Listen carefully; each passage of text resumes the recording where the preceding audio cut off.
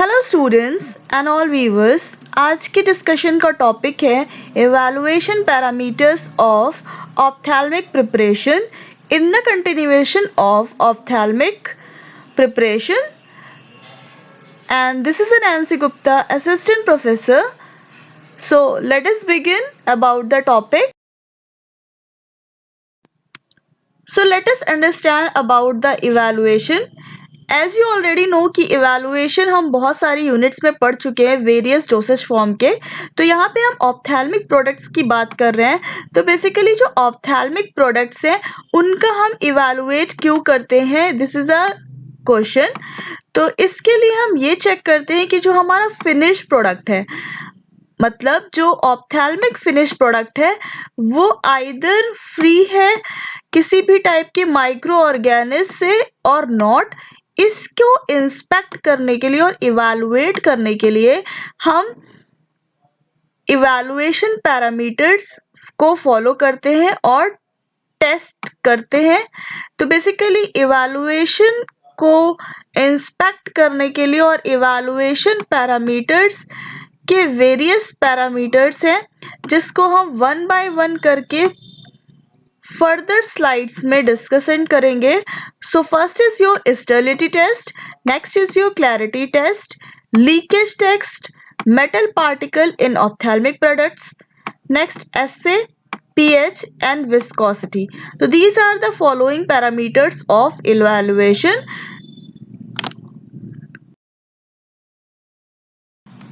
So let us first understand about the sterility test.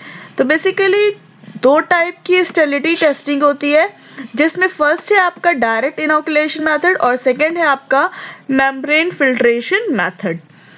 तो जो आपका डायरेक्ट इनोकुलेशन टेस्ट होता है, इसमें हम जो टेस्ट सैंपल होता है उसको हम टेस्ट करते हैं यूजिंग कल्चर मीडिया। एंड जो आपका मेम्ब्रेन फिल्टर मीडिया होता है उसके फॉलोइंग प्रोसीजर है, जिसमें हम जो आपका टेस्ट सैंपल होता है उसको फिल्टर करते हैं यूजिंग मेम्ब्रेन फिल्टर, वॉश करते हैं उसके बाद मेम्ब्रेन फिल्टर को, उसके बाद हम मीडिया को ट्रांसफ़र करते हैं।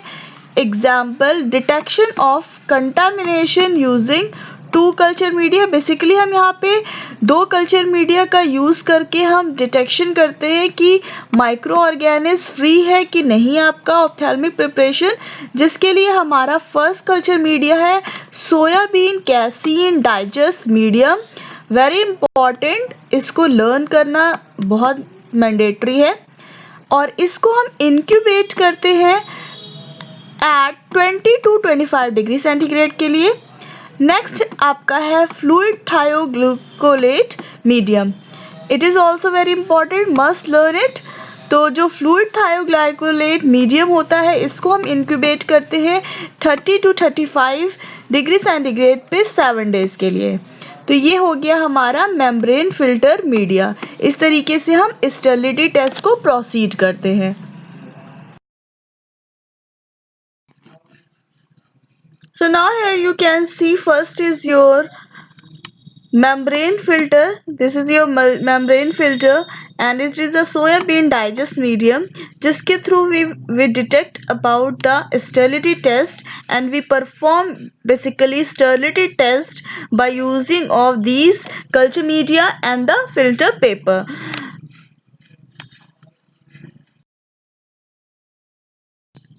So let us understand about the clarity test. तो अगर हम क्लैरिटी टेस्ट की बात करते हैं तो जो भी ऑप्थेल्मिक प्रिपरेशंस होते हैं या सॉल्यूशंस होते हैं उसमें किसी भी टाइप के अनडिजॉल्व इंग्रेडिएंट्स एंड जो आपका ऑप्थेल्मिक प्रोडक्ट्स है उसमें किसी भी टाइप के फॉरेन पार्टिकल्स की प्रेजेंस नहीं होनी चाहिए। This is a mandatory requirement. So अगर ये प्रेजेंस है तो आपका प्रिपरेशन डिस्कार्ड करने वाला है, इट्स नॉट लॉन्गर यूज। तो इसके लिए हमें क्लैरिटी टेस्ट परफॉर्म करना पड़ता है so that we get to know कि इन foreign particles and undissolved ingredients की प्रेजेंस तो नहीं है। तो इसके लिए हम बेसिकली दो टेस्ट करते हैं, एक तो विजुअल इंस्पेक्शन टेस्ट और दूसरा इंस्ट्रूमेंटेशन मेथड से हम क्लैरिटी टेस्ट को परफॉर्म करते हैं। तो बेसिकली विजुअल इंस्पेक्शन में bottles are viewed in light and dark background. तो बेसिकली लाइट और डार्क बैकग्राउंड में बॉटल को रख के विजुअली इंस्पेक्ट करते हैं और क्लैरिटी टेस्ट को परफॉर्म करते हैं। नेक्स्ट है इंस्ट्रूमेंट मेथड्स। तो बेसिकली इंस्ट्रूमेंट मेथड को कैसे प्रोसीड करते हैं, लेट अस डिस्कस। फर्स्टली इस पे क्या होता है, लाइट रे को पास किया जाता है टेस्ट सैंपल पे। उसके बाद जो लाइट होती है स्कैटर्ड हो जाती है इनटू द प्रोडक्ट, और द इंस्ट्रूमेंट इमेज जो होती है all the undissolved particle in product. Instrumental method utilizing video image projection detects moving particles without destruction of products unit, use of inline detection। तो इस तरीके से वीडियो इमेज का projection मिल जाता है और इस तरीके से मूविंग पार्टिकल्स अगर प्रेजेंट है फिनिश प्रोडक्ट में, ऑप्थेल्मिक फिनिश प्रोडक्ट में, तो इस तरह से आपको क्लैरिटी टेस्ट परफॉर्म कर सकते हैं by the instrument method and by the video image we get an idea either the foreign particle is present और द अनडिसॉल्व्ड इंग्रेडिएंट्स प्रेजेंट और नॉट।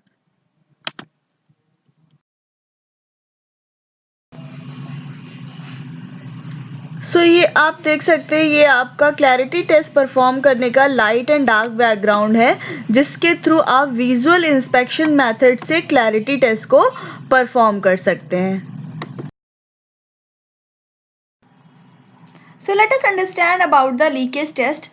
अगर हम लीकेज टेस्ट की बात करते हैं तो हम लीकेज टेस्ट में ये पता करते हैं कि जो हमारा ऑइंटमेंट है जिस ट्यूब में पैक किया गया है वो लीक तो नहीं कर रहा है। उसको टेस्ट करने के लिए हम लीकेज टेस्ट परफॉर्म करते हैं।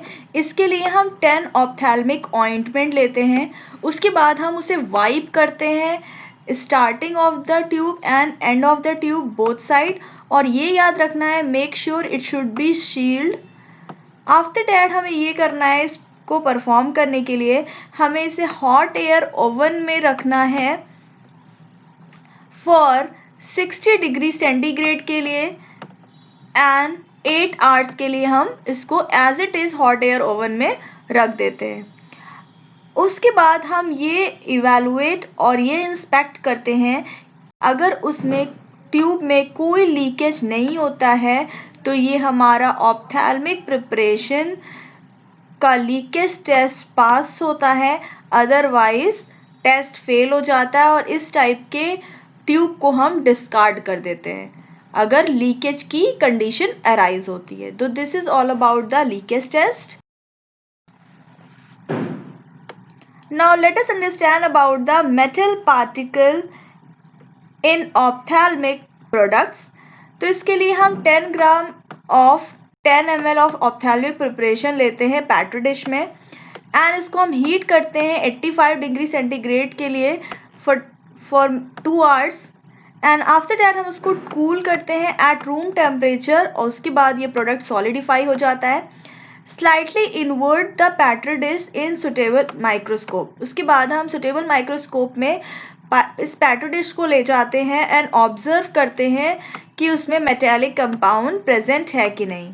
तो this is about the metal particle test in ophthalmic products.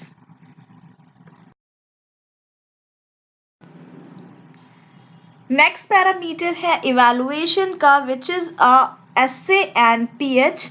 तो एसए करने के लिए हम सैंपल को टाइट्रेट करते अगेंस्ट द स्टैंडर्ड और पीएच के लिए हम बेसिकली पीएच चेक करते ऑप्थेल्मिक प्रिपरेशन का should be equal to that of the lacrimal secretion. Basically जो पीएच होता है लैक्राइमल सिक्रीशन के इक्वल होना चाहिए। तो आपके जो ऑप्थेल्मिक प्रोडक्ट्स हैं उनका पीएच 7.4 होना चाहिए, जिसको टेस्ट करने के लिए हम पीएच मीटर या पीएच पेपर का यूज़ करके हम पीएच टेस्ट करते हैं किसी भी ऑप्थेल्मिक प्रोडक्ट का। सो let us discuss about the viscosity. अगर हम विस्कोसिटी की बात करते हैं तो ऑप्थेल्मिक की विस्कोसिटी भी चेक करने के लिए हम वेरियस विस्कोमीटर्स का यूज़ करते हैं। तो बेसिकली जो ऑप्थेल्मिक के ऑइंटमेंट होते हैं या फिर वेरियस प्रिपरेशंस को चेक करने के लिए जो विस्कोसिटी होती है उसके लिए हम मेज़र करते हैं Brookfield viscometer and rolling ball viscometer से। So next is stability. So ophthalmic preparation की स्टेबिलिटी भी चेक करना मैंडेटरी है, जो कि आपकी इवैल्यूएशन पैरामीटर्स है। तो इसकी स्टेबिलिटी चेक करने के लिए हम 2 टाइप की स्टडी करते हैं और 2 मेथड्स अप्लाई करके स्टेबिलिटी चेक करते हैं प्रिपरेशंस की, जिसमें फर्स्ट है accelerated stability study and next है फीसथो मेथड। बेसिकली ये एक स्टेबिलिटी चैम्बर है जिसमें हम स्टेबिलिटी स्टडीज करते हैं।